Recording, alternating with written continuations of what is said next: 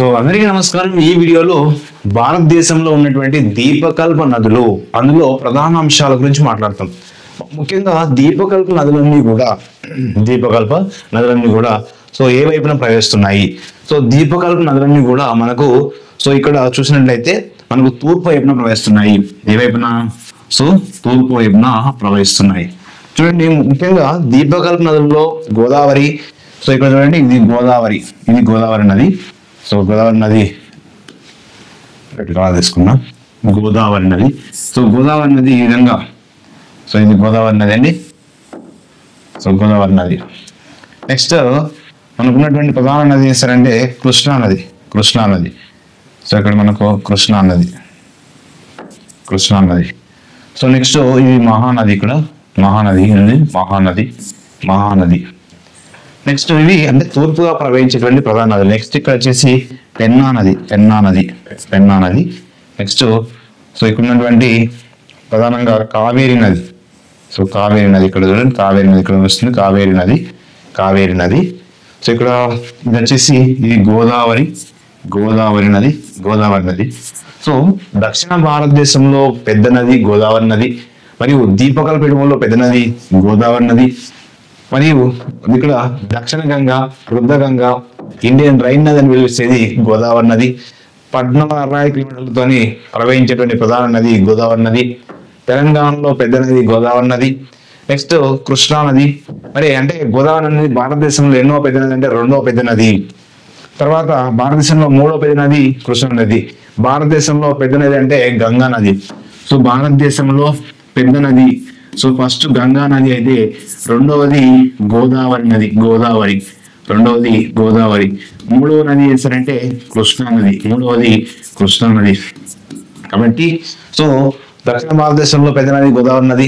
దక్షిణ భారతదేశంలో ఉన్నటువంటి సో మరియు భారతదేశంలో రెండవ పెద్ద నది అంటే భారతదేశంలో 2వ పెద్ద నది గోదావరి. భారతదేశంలో 3వ పెద్ద నది కృష్ణా నది. దక్షిణ భారతదేశంలో 2వ పెద్ద నది, దక్షిణ భారతదేశంలో ఇది 2వ పెద్ద నది ఏంటంటే కృష్ణా నది. 2వ పెద్ద నది కృష్ణా నది. సో ఇక్కడ ఈ గోదావరి నది, కృష్ణా నదులు ఇవన్నీ కూడా దీపకల్ప ఎగువలో ఉన్నటువంటి నదులు. మరియు ఇక్కడ పశ్చిమంగా ప్రవహించిన నదులు అంటే నర్మదా నది అనేది పశ్చిమంగా ప్రవహించే నది. ఇది నర్మదా నది అనేది పశ్చిమంగా ప్రవహించే నది. సో పశ్చిమంగా ప్రవహించే అతిపెద్ద నది నర్మదా నది. మరియు మరొక నది ఏంటంటే తపతి నది. పశ్చిమంగా ప్రవహించే 2వ పెద్ద నది తపతి నది అంటాం. తపతి నది. సో ఈ తపతి నది అనేది పశ్చిమంగా ప్రవహించి 2వ పెద్ద నది. ఈ తపతి నది అనేది నర్మదాకు కవల అంటాం. అంటే ఈ రెండు కూడా కవల, అంటే తపతి నది యొక్క కవల నర్మదాని పిలుస్తూ ఉంటాము. ఇవి అరేబియా సముద్రంలో కలుస్తాయి. ఎక్కడ కలుస్తాయి? అరేబియా సముద్రంలో కలుస్తాయి. ఈ గోదావరి, కృష్ణ, పెన్నా మరియు మరి ఇక్కడ వచ్చేసి కావేరి, మహానది ఇవన్నీ వచ్చేసి బంగాళాఖాతంలో కలుస్తాయి. ఎక్కడ కలుస్తాయి? బంగాళాఖాతంలోని. సో బంగాళాఖాతంలో ఇవి కలుస్తాయి. మరియు మన ఉత్తర భారతదేశంలో అంటే హిమాలయాలలో ఉన్నటువంటి నదులలో ప్రధానమైనది సో గంగా నది. ఇది గంగా నది. సో ఇక్కడ గంగా నది, ఇది ప్రధాన నది గంగా నది. నెక్స్ట్ బ్రహ్మపుత్ర నది. ఏంటండి? బ్రహ్మపుత్ర నది. సో ఈ విధంగా బ్రహ్మపుత్ర నది పైనుంచి వస్తుంది. ఈ విధంగా బ్రహ్మపుత్ర నది సో అరుణాచల్ ప్రదేశ్, అస్సాం రాష్ట్రంలో ప్రవేశించేది. సో లాస్ట్కి ఇక్కడ మళ్ళీ గోదావరి అంటే గంగా కలిసి సో చివరికి పద్మ నది కలిసేసి ఇక్కడ బంగాళాఖాతం కలుస్తుంది. ఇక్కడ సింధు నది వచ్చేసి ఇండస్ అంటాం. ఇండస్ ఈ విధంగా వస్తుంది. సో ఇది సింధు నది. సో చివరిగా మన అరేబియా సముద్రం వస్తుంది. ఇవేమో బ్రహ్మపుత్ర నది, గంగా నది తూర్పు ప్రవహిస్తుంది. సింధు నది మాత్రం ఎక్కడ ప్రవహిస్తుంది? ఇక్కడ. సో మనకు పశ్చిమాన ప్రవహిస్తుంది. అదేమో తూర్పు ప్రవహిస్తే ఇది పశ్చిమ ప్రవహిస్తుంది. కాబట్టి ఈ అంశాల గురించి ఈ వీడియోలో మొత్తం మాట్లాడుకుంటాం. రైట్. సో ఇక్కడ దీపకల్ప నదుల్లో పశ్చిమ నుంచి తూర్పు ప్రవహిస్తాయి. ఎలా ప్రవహిస్తాయి? ఇవన్నీ కూడా పశ్చిమ వైపు నుంచి తూర్పు ప్రవహించేటువంటి నదులే దీపకల్ప నదులు. మరి దీపకల్ప నదులలో ఉత్తర భాగంలో పుట్టేటువంటి ప్రధాన నదులు ఏంటంటే చంబల్ నది, సింధు నది, బెత్వా, కెన్, సోను. ఇవి ముఖ్యంగా ఈ బెత్వా, చంబల్, కెన్, సోను అనేటువంటి గంగా యొక్క ఉపనదులు. కాబట్టి ఇవి దీపకల్పలో ఉత్తర భాగంలోని పుట్టేటువంటి నదులు. మరి దీపకల్ప నదులన్నీ కూడా ముఖ్యంగా దీపకల్ప నదులన్నీ ఏ వైపు ప్రవహిస్తాయి? ఎక్కువగా సో తూర్పు వైపు ప్రవహిస్తున్నాయి. ఇక్కడ పశ్చిమ కనుమల్లో ఎక్కువగా జన్మిస్తున్నాయి. దీపకల్ప నదులు అనేది ప్రవాహ మార్గము ఎక్కువగా మారదు. మరియు ఇవి వక్రతలాలు ఉండవు. దీపకల్ప నదుల యొక్క లక్షణాలు చూసినప్పుడు ప్రవాహ మార్గం మారదు మరియు వక్రతలాలు ఉండవు. నెక్స్ట్ ఏంటంటే సంవత్సరం అంతా నీళ్లు ఉండవు. అంటే ఇక్కడ ఇవి జీవనదులు కావు. దీపకల్ప పీఠభూమిలో ప్రవహించే నదులు జీవనదులు కావు. గుర్తుపెట్టుకోవాలి. నెక్స్ట్ దీపకల్ప ముఖ్య నదులు ఏంటి? దీపకల్ప పీఠభూమిలో ఉన్నటువంటి ముఖ్య నదులు మహానది అంటే గోదావరి నది ప్రధానమైనది. నెక్స్ట్ కృష్ణ, కావేరి, మహానది అనేది ఇందులో ఉన్నటువంటి ప్రధానమైనటువంటి నదులు. దీపకల్ప నదుల్లో ఉన్నటువంటి పెద్ద నది ఏది? గోదావరి నది. సో భారతదేశంలో రెండవ పెద్ద నది గోదావరి నది. దక్షిణ భారతదేశంలో పెద్ద నది గోదావరి నది. సో దక్షిణ గంగా, రుద్ర గంగా, ఇండియన్ నది పిలిచేది సో గోదావరి నది. మరి ఇక్కడ గోదావరి నది గురించి మాట్లాడతాం. ఫస్ట్ ఒక్కో నది గురించి మాట్లాడతాం. పశ్చిమంగా ప్రవహించే ప్రధాన నదుల గురించి ఇక్కడ మాట్లాడతాం. పశ్చిమంగా ప్రవహించేటువంటి ప్రధాన నదులలో ముఖ్యంగా చూసినట్లయితే ఇందులో నర్మదా నది. నర్మదా నది గల ఇతర పేరేంటి? నేరబుద్ద. నర్మదా నది గల మరొక పేరేంటి? నేరబుద్ద. జీవనాడి ఏమంటాము? జీవనాడి అంటాం. మరి నర్మదా ఎక్కడ జన్మస్థానం? దీని యొక్క జన్మస్థానం ఎక్కడ అంటారు? మధ్యప్రదేశ్లోని అమర్కంటక్ వద్ద. సో మధ్యప్రదేశ్లోని అమర్కంటక్ వద్ద ఈ నర్మదా నది జన్మిస్తుంది. నర్మదా జన్మస్థానం ఇక్కడ మధ్యప్రదేశ్లోని అమర్కంటక్ వద్ద దీని యొక్క జన్మస్థానము. పశ్చిమంగా ప్రవహించే పెద్ద నది ఏది? నర్మదా నది అంటే నర్మదా నది.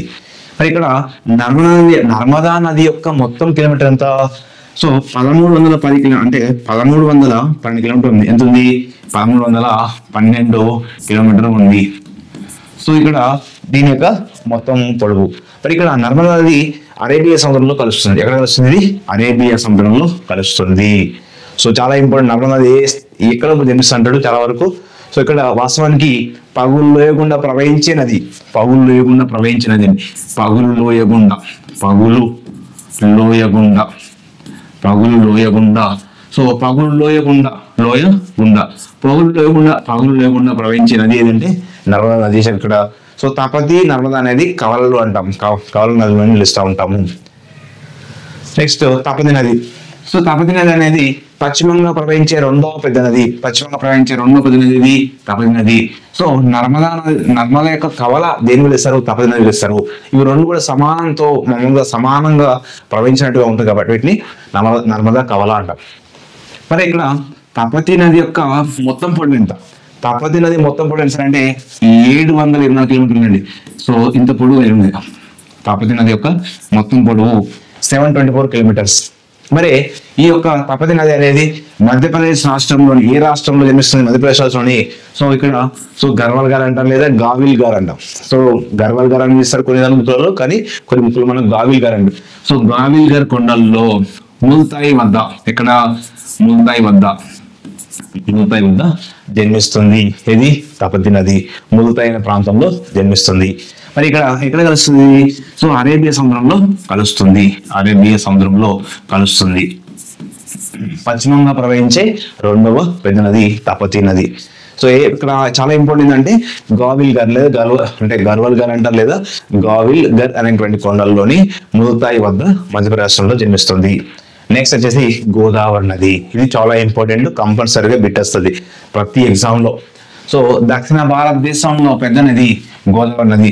దక్షిణ భారతదేశంలో పొడవైన నది గోదావరి నది. దక్షిణ భారతదేశంలో పెద్ద నది, దక్షిణ భారతదేశంలో పొడవైన నది. మరియు సో భారతదేశంలో రెండవ పెద్ద నది. చూడండి, దక్షిణ భారతదేశంలో పెద్ద నది, పొడవైన నది. మరియు ఇక్కడ భారతదేశంలో ఎన్నో పెద్ద నది అంటాడు. భారతదేశంలో రెండవ పెద్ద నది. ఇతర దీనికి ఉన్నటువంటి ఇతర పేర్లు ఏంటి అంటే తేలివాహ నదిగా పిలుస్తారు గోదావరిని. మరియు దక్షిణ గంగా అంటాం, రుద్ర గంగా అంటాం, ఇండియన్ రైన్ నది. అంటే ఇక్కడ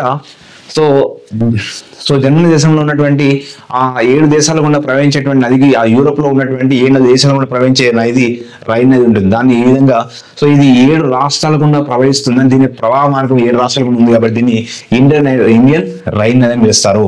మరి ముఖ్యంగా సో ఇది ఎక్కడ జన్మిస్తుంది? దీని యొక్క జన్మస్థానము.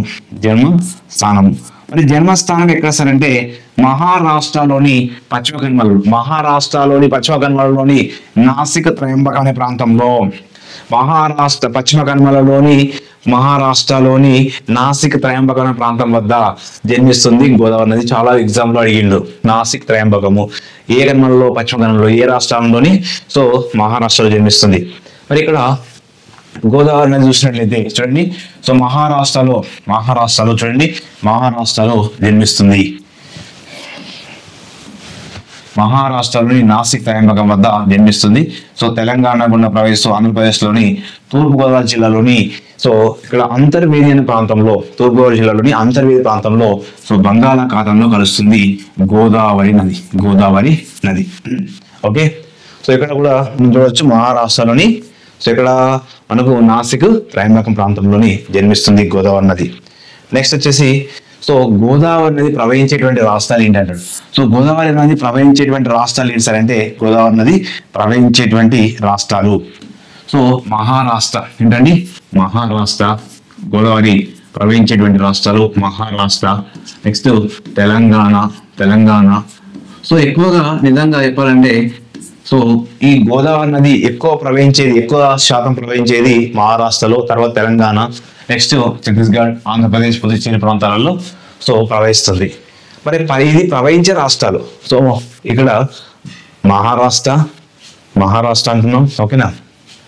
సో మహారాష్ట్ర, తెలంగాణ, ఛత్తీస్గఢ్, ఆంధ్రప్రదేశ్, పుదుచ్చేరి, కేంద్రపాలిత ప్రాంతం. ఇక్కడ పరివాహక రాష్ట్రాలు గోదావరి ప్రవహించేటువంటి గోదావరి సో ప్రవహించేటువంటి పరివాహక రాష్ట్రాలు అంటాడు. సో మహారాష్ట్ర, తెలంగాణ, ఛత్తీస్గఢ్, సో మధ్యప్రదేశ్, ఇక్కడ ఒడిస్సా, సో ఆంధ్రప్రదేశ్, కర్ణాటక రాష్ట్రాలలో మహారాష్ట్ర, తెలంగాణ, ఛత్తీస్గఢ్, మధ్యప్రదేశ్, ఒడిస్సా, ఆంధ్రప్రదేశ్, కర్ణాటక రాష్ట్రాలలో దీని యొక్క పరివాహక రాష్ట్రాలు అంటే 7. సో 1 2 3 4 5 6 7 అంటే అందుకనే దీన్ని ఇండియన్ రైన్ నది.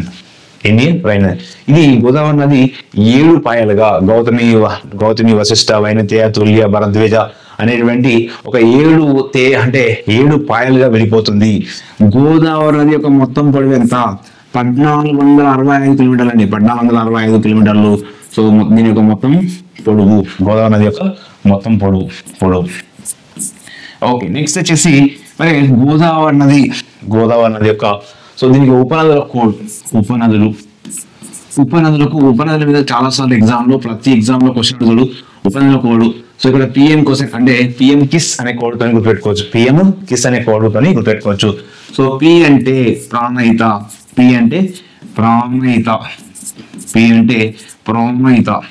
ఎం అంటే మంజీరా, ఏంటి మంజీరా.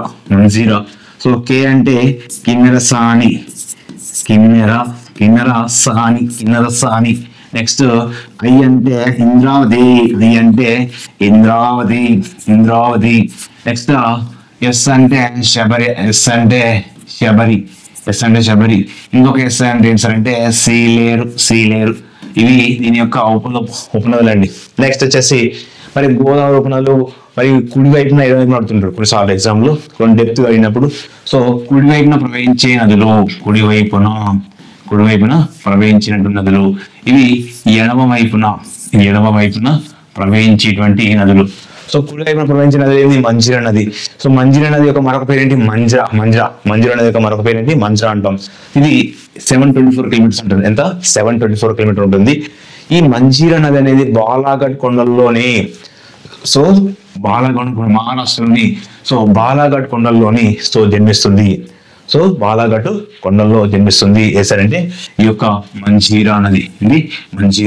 ఓకే, నెక్స్ట్ మరియు గోదావరి యొక్క ఉపనదులలో మానేరు. సో మానేరు చూసినట్లయితే సో ఈ మానేరు నది అనేది సో ముఖ్యంగా సిరిసిల్ల కొండలో జన్మిస్తుంది. సిరిసిల్ల కొండలు జన్మించేది మానేరు నది. సో ఇందులో మానేరు, ఎగువనేరు, దిగువనేరు ఉన్నటువంటి ప్రాజెక్టులు. మరియు గోదావరి ఉపనదులలో ఎడమవైపున ప్రవహించి అంటే ఎడమవైపున వచ్చి కలిసే నదులు. ఎడమవైపున వచ్చి కలిసే నదులు ఏంటంటే పూర్ణా నది, కడెం నది. ఇది కడెం నది అనేది బోతాయిన ప్రాంతంలోని ఆదిలాబాద్ జిల్లాలో జన్మిస్తుంది కడెం నది. సో అదేవిధంగా ప్రాణహిత, ఇది 721 కిలోమీటర్స్ ఉంటుంది. ప్రాణహిత, పెన్గంగా, వైన్గంగా, వార్ధ, ఈ 3 నదులతో ప్రాణహిత. పెన్గంగా, వైన్గంగా, వార్ధ కలిపితే ప్రాణహిత. ఇవి కూడా పెన్గంగా, వైన్గంగా, వార్ధ అనేది దీని యొక్క ఉపనదులు. ఇంద్రావతి, శబరి. శబరి అనేది ఒడిశా రాష్ట్రంలో సింకారం కొండల్లో జన్మిస్తుంది. కాబట్టి సో గుర్తుపెట్టుకోవాలి. ఎడమవైపున వచ్చి కలిసేటివి పూర్ణ, కడెము, ప్రాణహిత, పెన్గంగా, వైన్గంగా, వార్ధ, ఇంద్రావతి, శబరి ఇవన్నీ కూడా ఎడమవైపున ప్రవహించేటివి. సో ఎడమవైపున వచ్చి కలిసేటివి. కుడివైపున వచ్చి కలిసేటి మంజీరా ఒకటి, నెక్స్ట్ మానేరు అనేది. ఈ రెండు కూడా సో అంటే కుడివైపున వస్తాయి. ఇవి కుడివైపున, ఇవి ఎడమవైపున వస్తాయి. నెక్స్ట్ వచ్చేసి ఈ యొక్క గోదావరి నది అనేది సో ఎక్కడ బంగాళాఖాతంలో కలుస్తుంది అంటే తూర్పు గోదావరి జిల్లాలోని అంతర్వేది అనే ప్రాంతంలోని బంగాళాఖాతంలో కలుస్తుంది. మరి ముఖ్యంగా ఈ యొక్క తూర్పు గోదావరి జిల్లాలోని పాపికొండలో బైసన్ గాల్జ్ అనేది ఏర్పడుతుంది. చాలా ఇంపార్టెంట్. తూర్పు గోదావరి జిల్లాలోని పాపికొండలో బైసన్ గాల్జ్ ఏర్పడుతుంది. So next Godavari, Pranahita, Saraswati. తెలంగాణలో త్రివేణి సంగమం అంటాం. త్రివేణి సంగమం. సో ఇక్కడ త్రివేణి సంగమం. ఈ త్రివేణి సంగమంలో భాగంగా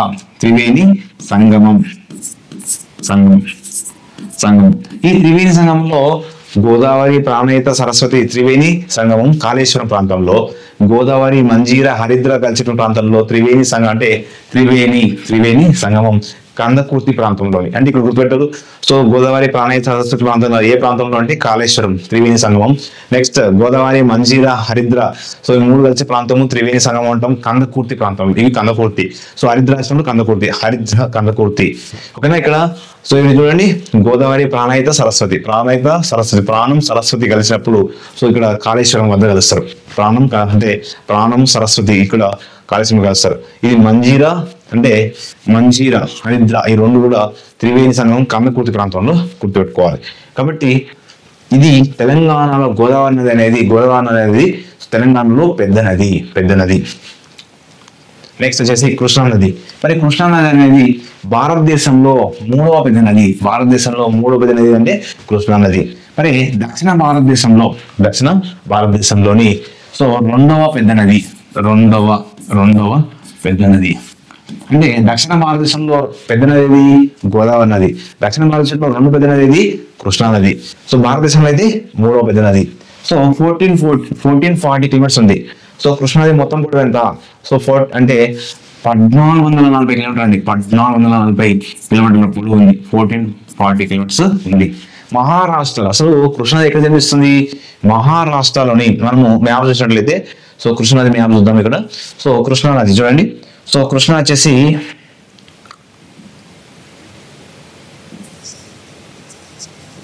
మహారాష్ట్రలోని సో ఎక్కడ సార్ అంటే సో మహాబలేశ్వరం వద్ద పశ్చిమ కనుమలలోని. సో మహారాష్ట్రలో ఎక్కడ జన్మిస్తుంది? మహారాష్ట్రలోని పశ్చిమ కనుమలలోని మహాబలేశ్వరం వద్ద కృష్ణ అనేది. సో మహారాష్ట్రలోని సహాద్రి కొండల్లోని మహాబలేశ్వరం వద్ద జోర్ అనేటువంటి ప్రాంతంలో, జోర్ అనే గ్రామం అండి. ఇక్కడ జోర్ అనేటువంటి గ్రామంలోని సో అసలు మహాబలేశ్వరం వద్ద సహాద్రి సో కొండల్లోని మహాబలేశ్వరం పశ్చిమ కనుమలలో ఎక్కడ నిలుస్తుంది? ఏ కనుమలు అంటాడు? పశ్చిమ కనుమలలో జన్మించింది అంటే సో కృష్ణా నది. సో దీని యొక్క పరివాహక రాష్ట్రాలు ఏంటి? పరివాహక రాష్ట్రాలు కర్ణాటక, మహారాష్ట్ర, తెలంగాణ, ఆంధ్రప్రదేశ్. సో పరివాహక రాష్ట్రాలు కర్ణాటక, మహారాష్ట్ర, తెలంగాణ, ఆంధ్రప్రదేశ్. మరియు ఇది కృష్ణా నది ఎక్కడ కలుస్తుంది? హంసనది వద్ద. సో కృష్ణా జిల్లాలోని హంసనది వద్ద బంగాళాఖాతంలో కలుస్తుంది. అంటే సో కృష్ణా నది. ఓకే. మరి కృష్ణా నది ఉపనదులు ఏంటి? సో ఇక్కడ కృష్ణానది యొక్క ఉపనదులు చూసినట్లయితే సో ఇక్కడ కుడివైపున వచ్చి కలిసేటివి కోయన, ఘటప్రభ, మలప్రభ, తుంగభద్ర, పంచగంగ. సో కృష్ణానది ఉపనదుల్లో పెద్ద ఉపనది సో తుంగభద్ర. మరి ఇవన్నీ కూడా కుడివైపున కలుస్తున్నాయి. ఎడమవైపున కలిసేటి ఏంటి అంటే ధోని నది, భీమ, దిండి, మున్నేరు, మూసి. ఇవన్నీ కూడా ఎడమవైపున వచ్చేటువంటి కలిసేటువంటి నదులు. సో కృష్ణానది కుడివైపున కలిసేటి ఏంటి? కోయన, ఘటప్రభ, మలప్రభ, తుంగభద్ర, పంచగంగ. సో ఎడమవైపున కలిసేటి ధోని, భీమ, దీన్ని మున్నేరు, మూసి, ఇవి మూసి నది ఎక్కడ వస్తుంది? మూసి నదిని మూచకుంద అంటాం. ఏమంటాము? మూచకుంద. ఈ మూసి నది అనేది వికారాబాద్ జిల్లాలోని, ఏ జిల్లాలోని? సో వికారాబాద్ జిల్లాలోని అనంతగిరి కొండల్లో జన్మిస్తుంది. అనంతగిరి కొండల్లో జన్మించేదే ఈ యొక్క మూసి నది. ఓకేనా. నెక్స్ట్ వచ్చేసి సో దీన్ని మనకు ఉన్నటువంటి మూసి నది దాని జన్మ అంటే కృష్ణుని యొక్క ఉపనదులు. మరి నది దాని జన్మస్థానం చూద్దాం. సో పెన్నా నది ఎక్కడ అవుతుంది? కర్ణాటక రాష్ట్రంలోని నందిదుర్గ కొండలలో జన్మించేది పెన్నా నది. నందిదుర్గ కొండలు. నెక్స్ట్ కావేరి నది ఎక్కడ జన్మిస్తుంది? కర్ణాటకలోని కురుగు జిల్లాలో కర్ణాటక రాష్ట్రంలోని కురుగు జిల్లాలోని బ్రహ్మగిరి కొండలలో జన్మిస్తుంది. బ్రహ్మగిరి కొండలలో జన్మించేది కావేరి నది. నెక్స్ట్ మహానది అనేది సో ఛత్తీస్గఢ్ రాష్ట్రంలోని అమర్కంటక్ అనే ప్రదేశంలో, సో ఛత్తీస్గఢ్ రాష్ట్రంలోని అమర్కంటక్ అనే పేరు ఉంటుంది. ఆ ప్రాంతంలోని సిహావా అనే ప్రాంతంలో ఇది దండక అరణ్యం అంటాం. దండక అరణ్యం. సో దండక అరణ్యం ప్రాంతంలోని సో సిహావా అనేటువంటి దండకార్య ప్రాంతంలోని ఛత్తీస్గఢ్ రాష్ట్రంలో ఈ ప్రాంతంలో జన్మిస్తుంది. ఏసంటే మహానది. ఓకేనా. కాబట్టి మనకున్నటువంటి ప్రధాన నదులు మరియు జన్మస్థానాలు ఇక్కడ నుంచి కృష్ణ, గోదావరి నది మీద, అంటే గోదావరి నది మీద మరియు కృష్ణ నది మీద కంపల్సరీ క్వశ్చన్ అడుగుతాడు. ఓకేనా. అవి మోస్ట్ ఇంపార్టెంట్. ఇవి ఎక్కడెక్కడ జన్మించినాయి, ఏ ప్రాంతం జన్మించినాయి అనే అంశాలు ఉపనదుల మీద క్వశ్చన్ అడిగే అవకాశం ఉంది. ఓకే. నెక్స్ట్ వీడియోలో మనము నెక్స్ట్ పార్ట్ చేయబోతున్నాము. Thank you to all.